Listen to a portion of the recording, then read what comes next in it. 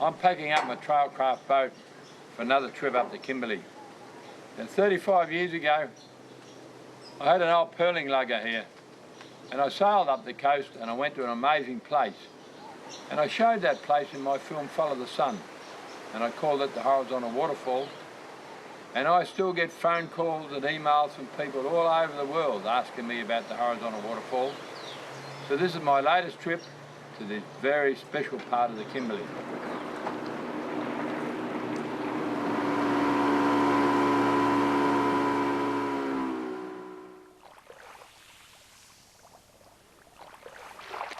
Just over here, there's some mullet that have just hit the surface feeding. Just see if I can get one.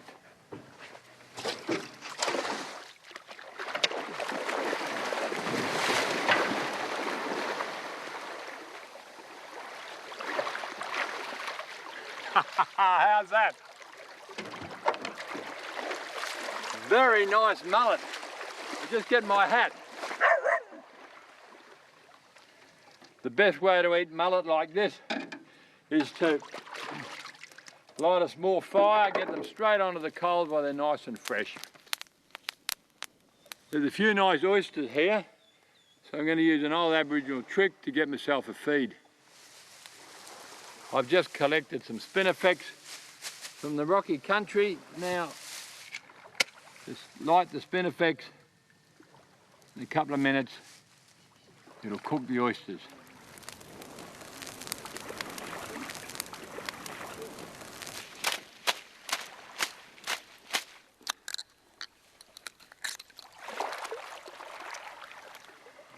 And there we have cooked oysters. And aren't they sweet? And this is where BHP made all their money, at the top end of King Sound on Cockatoo and Coolan Island.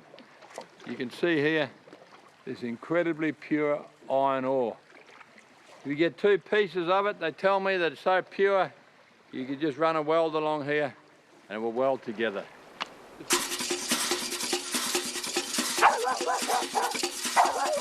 This is my crocodile alarm dog. See the croc here?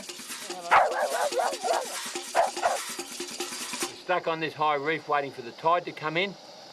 Just have a quick cup of tea on the old Primus. Once there's enough water across this reef, straight down to the horizontal waterfall.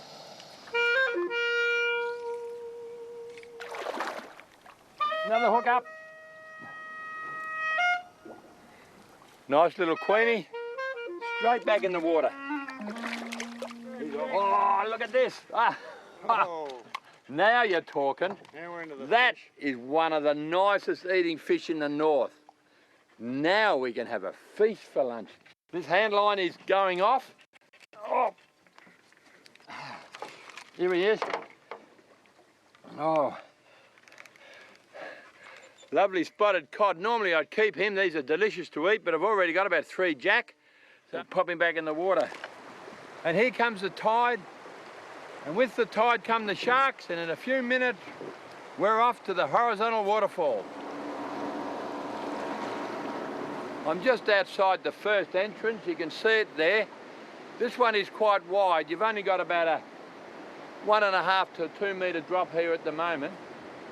The one that we want to see is about another 400 metres through. That's a very narrow one. That's a dangerous one. What I want to do now is kick the motor over, go straight through there, down to the second one.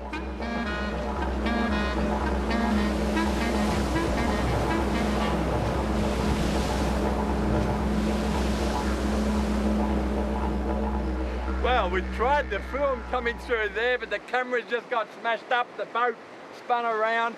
This really, to me, is one of the most spectacular places in the whole of Australia. Now we've got to go down to the second one. This is early the next morning, and the tide is now coming out. I have never seen anything like this. It's still shadow in there, but there's about a 12, 14 foot, so about a 4 metre drop. The power in there is unbelievable. It's all quiet now. We're just about to drift through on the change of tide. Just have a look how flat this is. Only 3 hours ago, the 4 metre drop there. We're going inside now to film it from in there.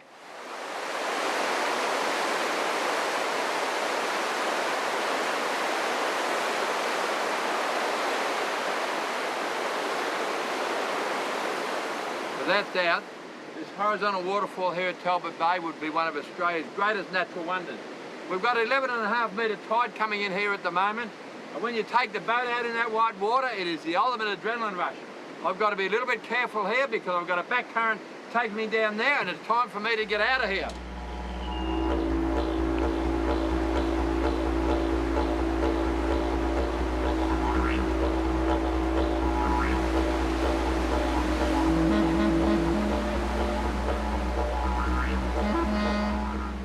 Heading back to Derby now, but on the way I've got to pick up a couple of rogue crocodiles. Oh, just have a look at this mackerel. This would be the most remarkable fish that I've ever caught in my 40 years on the Kimberley coast. We're just motoring into the bay here. I saw a huge splash. Some larger fish was chasing this one. This one ended up on the reef. We rushed over. The fish had hit its head. It was stunned on the bommy here. I grabbed a spear and zapped it just before it took off into the water. Quite remarkable. Now, Bund, look, there's our lunch. You've probably noticed in this series that I'm using a very different type of anchor. Well, this is a new design. It's called an anchor right. The best way to demonstrate is just take it out here on the sand and I'll show you how it works. You can see here it's got a semicircular piece of steel here. So when you drop it over the bow, and if it hits the ocean like that, as you pull it, it automatically rights itself. If for any reason your anchor is fouled on the bottom, see how I've got it stuck here on the rock? What you do is you drive back over the anchor.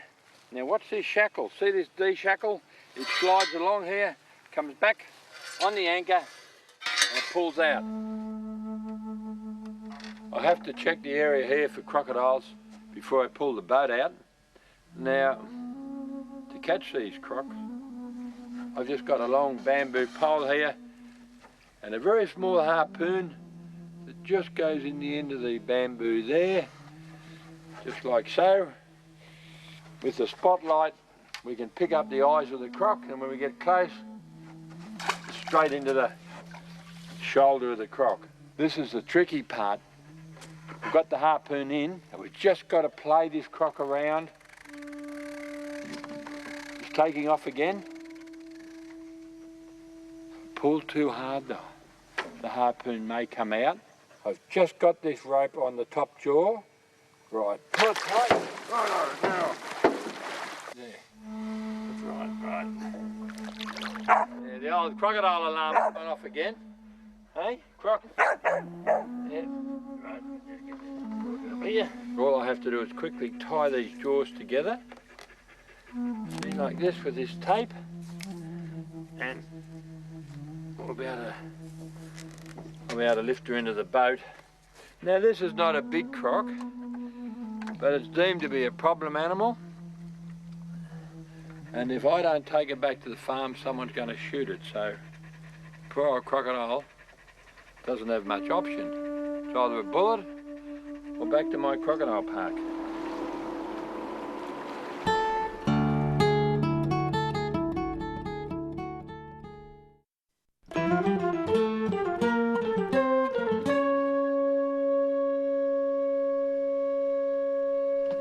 Next is to make the scones I've been talking about. So it's 2 cups of self-raising flour, and when it's sieved, that aerates the flour, makes the scones a lot lighter. About 1/4 teaspoon of salt.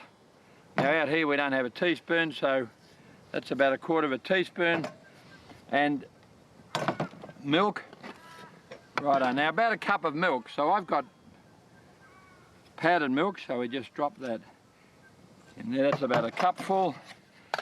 Righto, now we don't always have this luxury out in the bush. The butter, so I've got melted butter. To make really good scones you do need the butter. Right, we drop that in there. Now,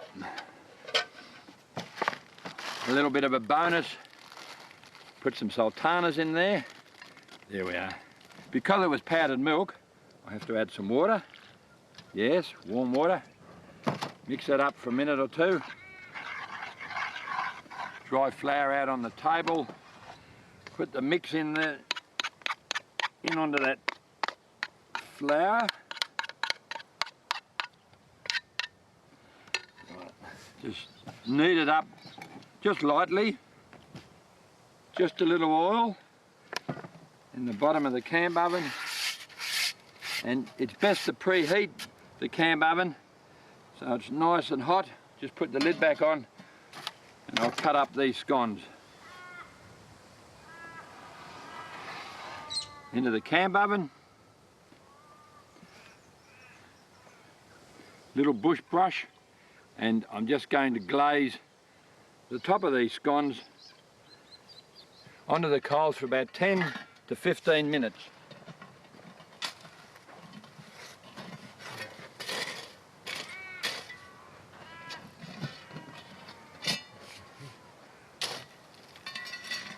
How's that for a good batch of scones? Cup of tea time.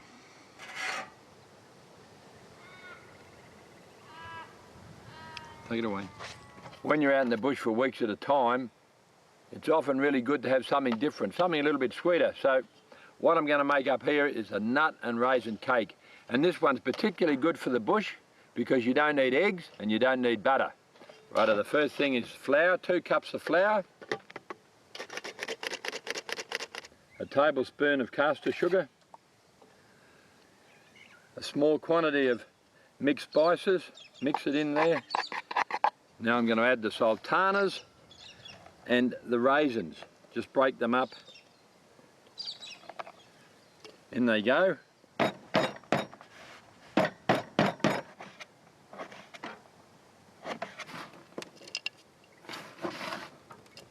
Small cup of warm milk, and I'm using powdered milk out in the bush, and around about a tablespoonful of golden syrup. That's only a dessert spoon. Mix it all up and add it into the mixture.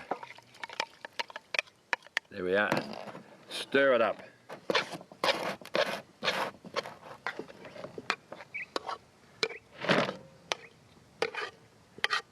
I'll put it on the coals for about 40 minutes.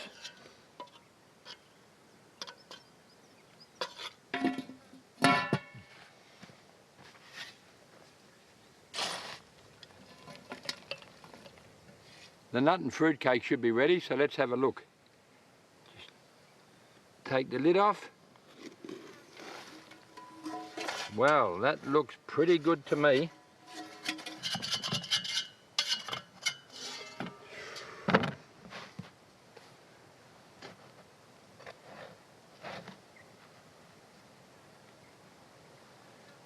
A really good way to knock up a feed in the bush is what I call my version of a Johnny cake.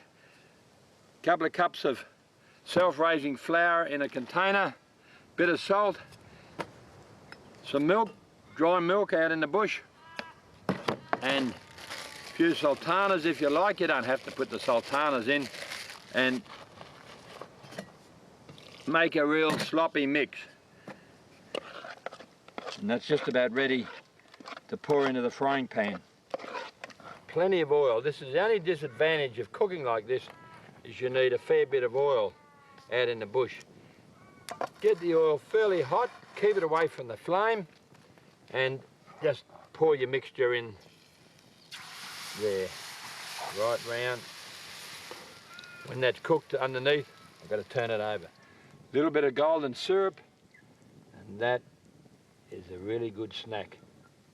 Now, if you don't particularly enjoy making your bread in a camp oven on the open fire, this could be the answer. We've got here a bread maker, only a small machine. Now, to drive it, we need an inverter. This is a 600 watt inverter. All I have to do is connect up to the 12 volt onto the positive and the negative. Now, this little box here will convert the 12 volt to 240. Oh, this looks pretty good. Easy baked bread mix, pumpkin and chives. Right, so it's just a cup of water into there.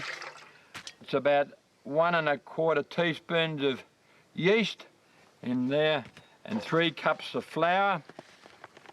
One of the great advantages of working out in the bush, of course, if you drop anything on the floor, on the ground, you don't have to worry about sweeping it up. Right, there's our third one. And there, make sure that that's down, close it, switch it on. Selection here, just away we go, and come back in 3 hours, we'll have a perfect loaf of bread.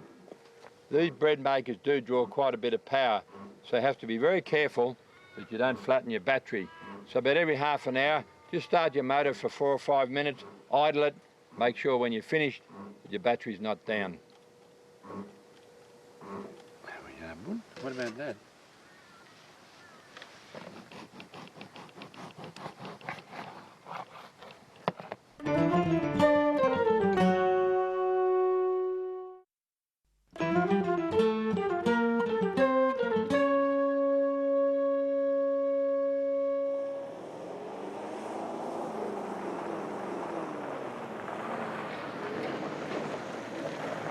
I'm heading into the Pains Fine Gold battery. And a lady friend of mine here, Elaine, she really is an endangered character. In fact, she's the only woman in Australia that works a gold battery. A gold battery is basically where they smash up the rock to get the gold out. Not only is Elaine an endangered character, this is virtually the last of the old gold batteries that's still working in the whole of Australia. How's it going? Oh, flat out. Good to see you. Hey, flat out? Yeah. Yeah, you busy? Yes, Yeah? always busy. You want a bit of crushing? Yes, yep, Hey? yep. Oh, that's better. Yeah, Now you but can now hear I can me. hear Yeah. Now, Elaine, there's not a lot of people running batteries, but you'd be the only woman in Australia running a gold battery, wouldn't you? Yes, I am. Batteries were always run by the government, and when we bought the battery back in 1987, I had to learn to run it, but I had my father to show me how to run it. You either crush your own rock from your own mine, Yes, or if people come in, they can hire it and you crush the rock for them. I crush their rock on an hourly basis. And what do you do first? You tip it into that big bin up the back there? Yes, they come in, they bring a truckload of ore, they tip it into the bin, start it up, the rock goes through the crusher, it breaks it up to whatever size you want, and then we send it up the conveyor into a second bin, which is the same size as the top bin. And from the top bin, it feeds self-feeding down to the bottom to where the stamps are. It goes in a little tiny bin down below and crushes, goes into the stamps.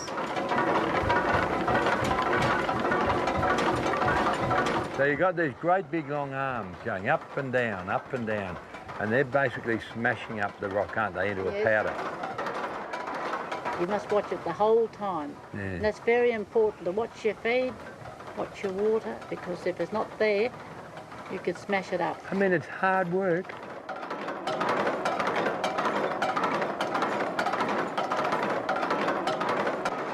I'm a prospector. Yes. I come in with, say, 100 tonne of rock. How much gold would I have to get out of 100 tonne of rock to make it worthwhile? Well, you'd need at least 12 grams to the tonne. 12 grams to the tonne. Yes, at least. So if I came in with rock that was sort of, had 2 or 3 ounces in it, I'd be rich, would I? If I had a secret. You'd be rich. Yeah, You'd 2 or definitely 3 be ounces rich. of gold Oh, per tonne of rock. well, that'd be 200 or 300 ounces, wouldn't it? That'd be fantastic. Which is about $150,000. Wow. So once the rock is a nice fine powder, Yes. it goes into the box, Yes. and you squirt water through there, and do you do anything else? Yes, every hour we put mercury in the box, and while it's churning up and down, the mercury amalgamates the big gold, which stays in the box. Right. And then only the very, very fine gold is forced out through that screen with the water. The pressure of the water forces out the very fine gold. And then it goes out onto that big table. Yes, and that table is a copper plate which we coat with mercury. The reason we do that is that mercury sticks to copper, gold sticks to mercury. I learned this at school and I never knew why. Now I know why, if you ever have a gold battery. You get a real rush of adrenaline when you can start to see those little flecks of gold on the table. It does, yes, and you're hoping and hoping there's more to come. Yeah. And the big piece of gold, they stay behind that screen until we finish crushing. And how do you get the gold off the table? We scrape it up with rubber scrapers, and then we put it into a bowl, and then I put a calico cloth, or chamois cloth, which I squeeze out and make into balls of amalgam. What's By amalgam? squeezing, What's amalgam? Amalgam is gold and mercury mixed together. Oh, because the mercury's hanging onto that gold. And then normally that a ball of amalgam is roughly 50% gold, 50% mercury. And then once we do that, we then put the amalgam balls into a retort pot. You put clay all around the top of it and smear it. Put the little bolts in and tap them on, so make sure it's tight. And then we take it outside, we put it on the fire. There's a little water tube there. Attach a hose to that. The mercury, once it gets hot enough, it vaporises up through that pipe, and as it comes down, it gets to the water tube area, then it condenses back into liquid form.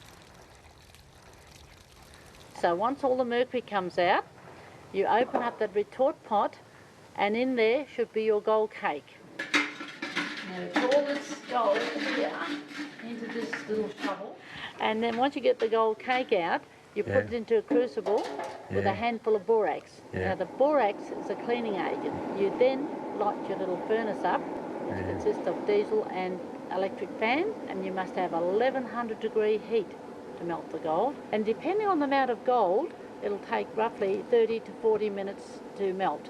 And then once it's melted, we pour it into a mould and let it cool down, which takes a couple of minutes for the slag to set.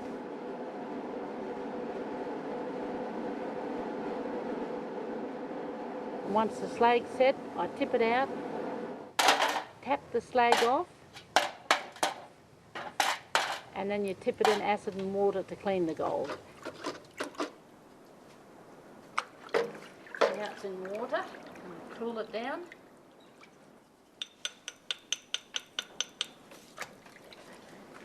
Geez, that looks pretty good. And there's the end result of a lot of hard work. That's called the primary bar, and that'll go straight down from here to the vault at the Perth Mint. How much is gold worth these days?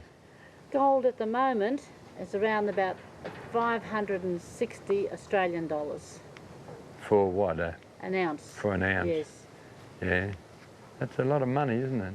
A lot of hard work too. Yeah, a lot of hard work, that's right. Yes. A lot of people go broke, don't they? They do, because gold is a lot of expense in mining. Now, you do a little bit of prospecting as well, don't you? Yes, I go out and metal detect. Yeah. And sometimes I find petrol money, sometimes I find a bit better. Something there, something there. Something down here, where? Yes, something what, big. in about this area here? Yeah, yeah. Eh? Yeah. I wouldn't know. Yeah, round about here. Yeah. Can I just have a listen? Yep. What? Yeah. I can hear that. It's a funny noise. Fairly big. Oh no, back here further. And I'll go over the dirt. That's humming? No, You no. just keep detecting for it. Yeah, yeah. It's big. Oh. There it is. Oh. Is that gold? Oh, yes. Eh? Where is it? Give me a look. Are you fatty? You can see it here, there now, look. Hey, that's all that. That's gold. All gold. But it's not a whole lump of gold. It's only, what's that in, a bit of quartz? Oh, that's made my day.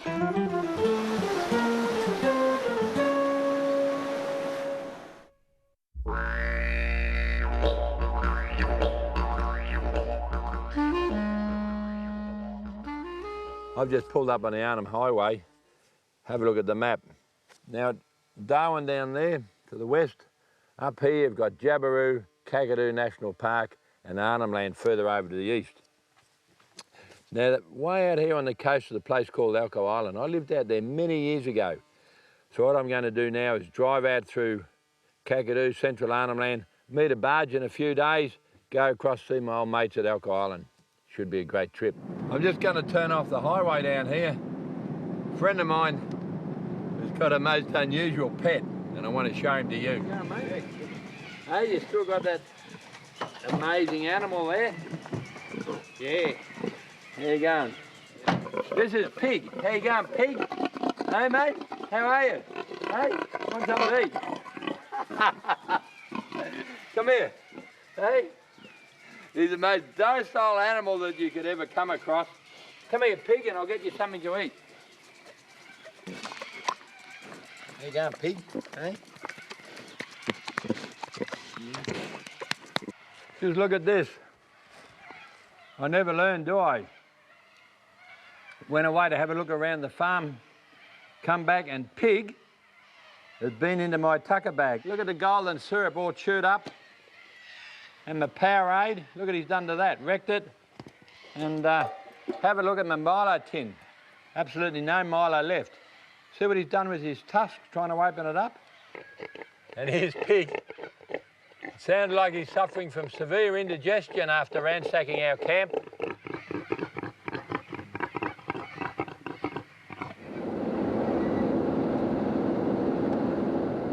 I've just come off the Arnhem Highway by about 50 k's.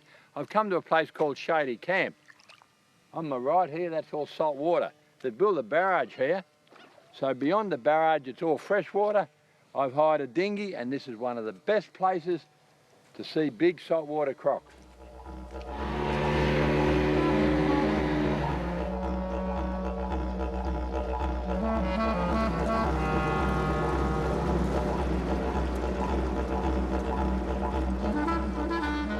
And this is what the big crocodiles are after, these cattle in here. These are all stations, privately owned. There's been 5 head of cattle taken here just in the last 2 or 3 weeks. I've called in at Shady Camp for a couple of reasons. One is to see the really big crocs, of course. And the other reason is I love these gigantic lotus lilies. And just after they're flowered, they seed. And in here, you have the seeds. See them there? See that? That's very sweet, just like a pea. Always good for a lunchtime snack. If you lose your hat and you're in amongst the lotus lilies, there's one there. Isn't that perfect?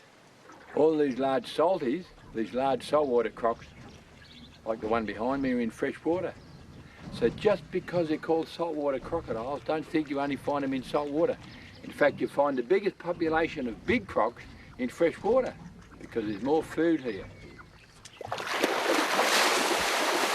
Just on the other side of the billabong, on my left, is a massive croc, at least 16 foot, over 5 metres. See over here? That whopping great big croc there, that's the sort of crocs that take those cattle.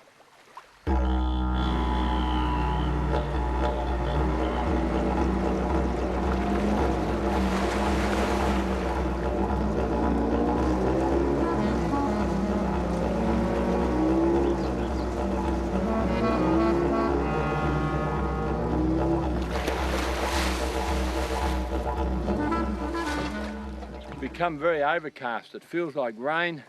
The mosquitoes are out. I've got the long pants on. So I'm going to go for a walk, see what I can find. For over 100 years, this country east of Darwin was called the Buffalo Plains. It was overrun with the Asian buffalo when they were introduced in the early days of European settlement.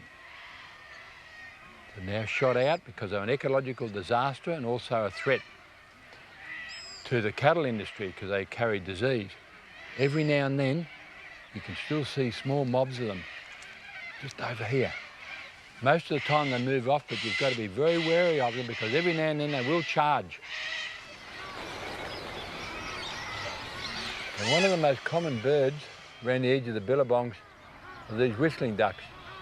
They pack along the edges by the thousands. And the old croc's got plenty of patience. He just waits and waits and waits. And every now and then, bang, he's got one. See? There's one there eating one now.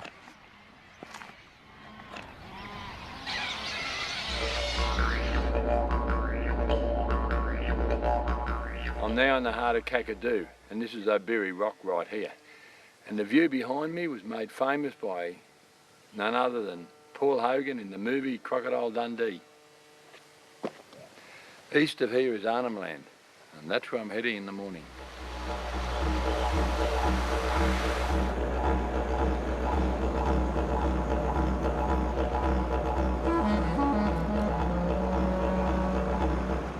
As you can see, you don't come into Arnhem Land without a permit.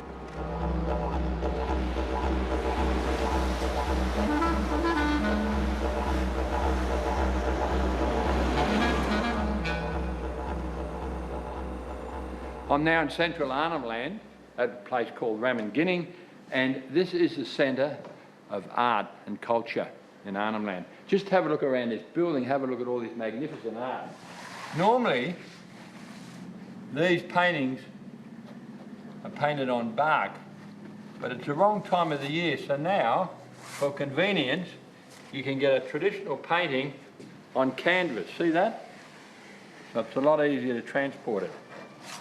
So if anyone is interested in this artwork here, perhaps the easiest way is to contact me on my webpage or just write to me at the Crocodile Park at Broome. And this is what brought me to Arnhem Land over 40 years ago, to work with the Aboriginal people. And they're going to have a cattle station here, so we built these stockyards in the bush. And this is where I shot my first film, started here, across the top. I'm a little bit sad because the cattle station is gone and the stockyards are burnt out. Just memories for me now, but anyway, I'm heading for Elko Island, so from here I'll drive down to the barge landing.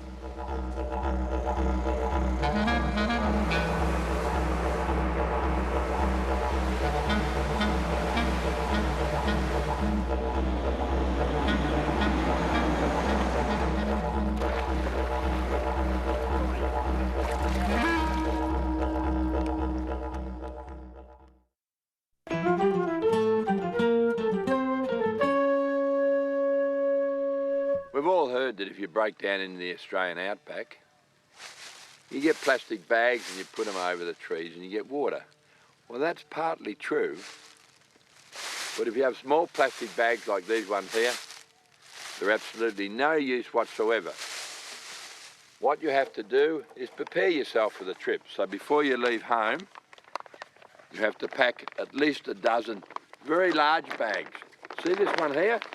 Very heavy duty. And this is a secret of survival in the desert. But what I want to do today is to show you how you get water from the trees around. Like, see these branches here? We've got to get the water out of those leaves into this bag. Now, years ago, we used to just hang a plastic bag over a section of the tree. That's not bad, but a mate of mine's come up with an idea, and it works brilliantly, that you put the bag right over the sapling. So what I'm doing is just pulling the sapling together a little bit with some tape, and that'll make it easier for me to put the bag over the top. Now, for those people that are concerned about the tree, this tree will survive after I've finished collecting the water.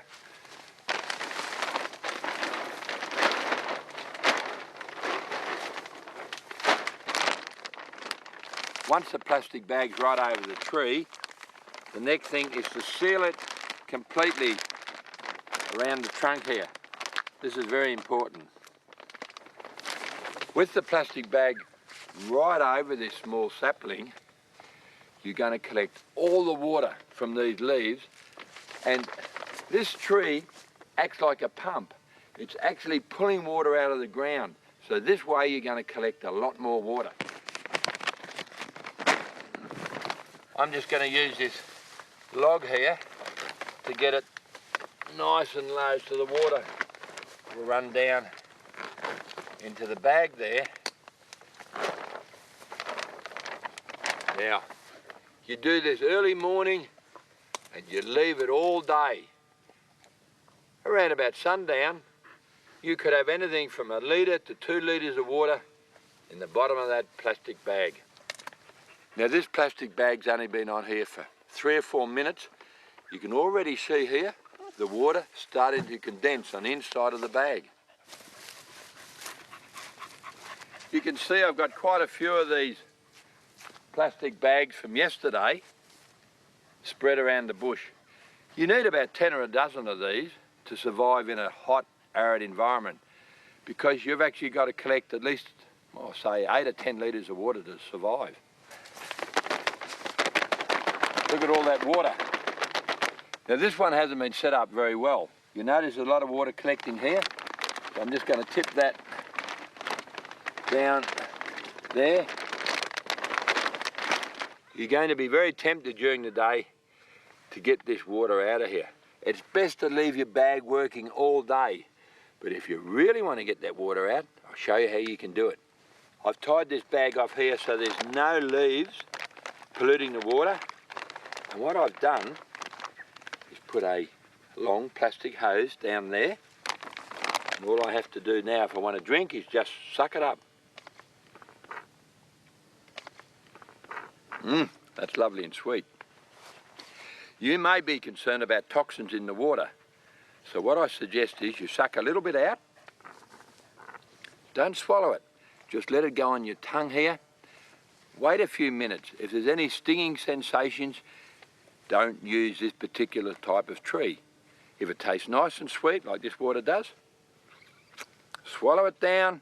Wait about an hour and a half to make sure you don't have any bad reactions to it. If all sweet after an hour and a half, go for it.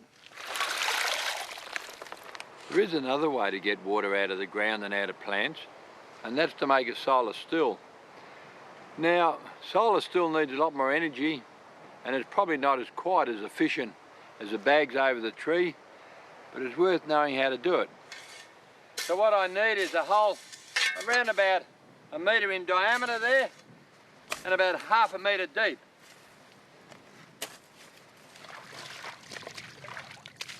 The advantage of this still is that you can use salt water, filthy, dirty, fresh water.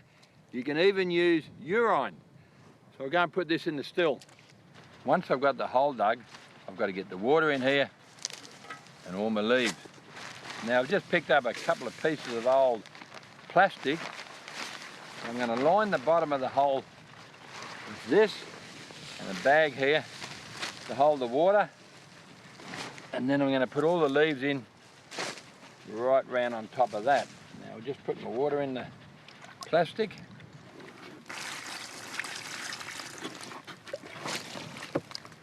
The last thing I do before I put the plastic over the top of this is to place some sort of container in the hole to catch all the condensation.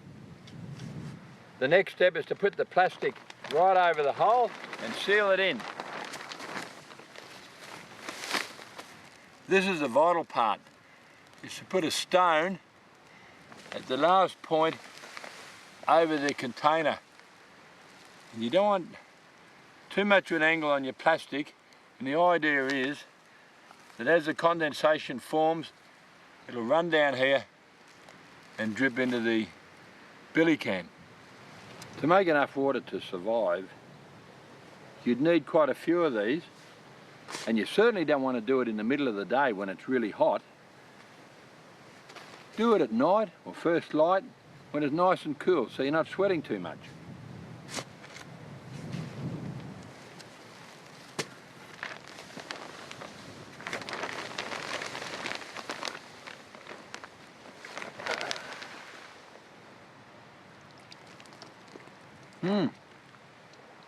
That's pretty good. There's about ½ litre in there. So if you're going to survive out here, as I said earlier, you'd need quite a few of these.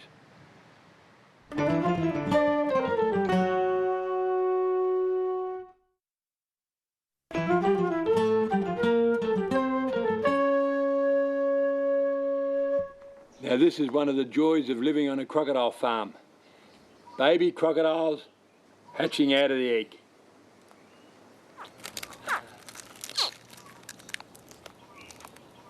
These crocs are incubated at 32 degrees Celsius, so they're all males. Right on the tip of the nose, they have a little egg tooth. So they use that to push through the inner and outer shell, and then they just pop out of the egg. I've seen this thousands of times, and every time I see it, I get just as excited. And now that's the miniature adult crocodile into the water.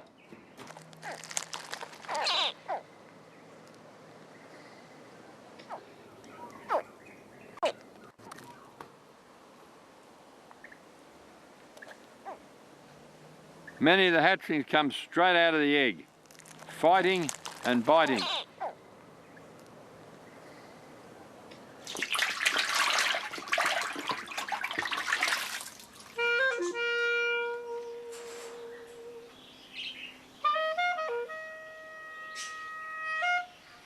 This is one of my very special mates.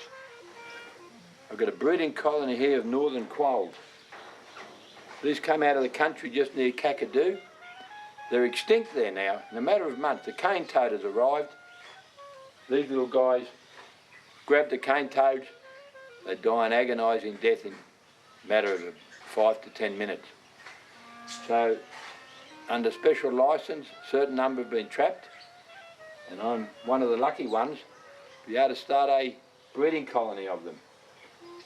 Very special animals. See you next week.